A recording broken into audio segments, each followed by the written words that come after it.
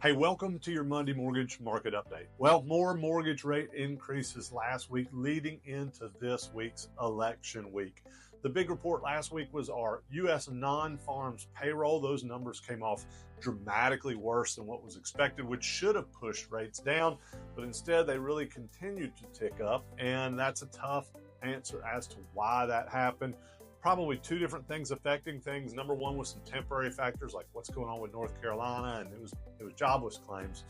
And then number two is the big one, and that's the election. The election is going to kind of trump everything until we get, no pun intended, until we get through this election and we see definitive what the results are.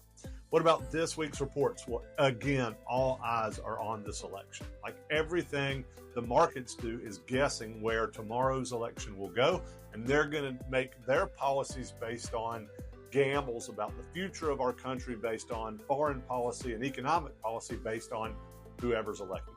So current 30-year fixed rates are at 7.09 right now, 15 years at 6.49. The FHA 30 years at 6.62. Those are according to Mortgage News Daily.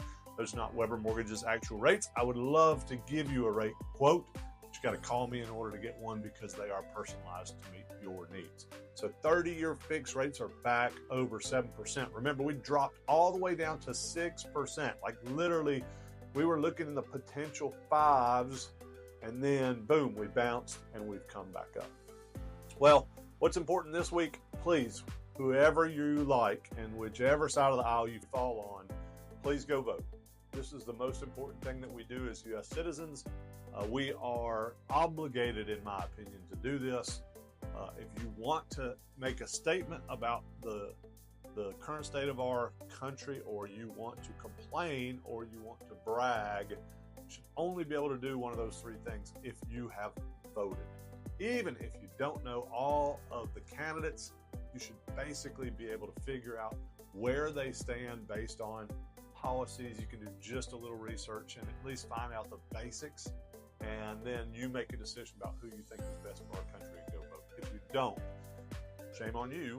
I'll just say that because this is how we control the future of our country. So how we control our mortgage future is we help families get into homes. So if you are in a place where you've been saying, we're going to wait and see what the election does, well, we'll have a pretty good idea. We think tomorrow we will certainly probably not have definitive stuff for a week. That's just kind of the way I expect it to be now with elections moving forward. But whatever the case, we'll be past this election, and it'll be time for you to get back in the game if you've been thinking about buying. And if you've been thinking about refinancing, we want to help you there as well. So pick up the phone and give us a call at Weber Mortgage. We'll be here for you. Remember, Weber Mortgage, we're a family in the business of helping families.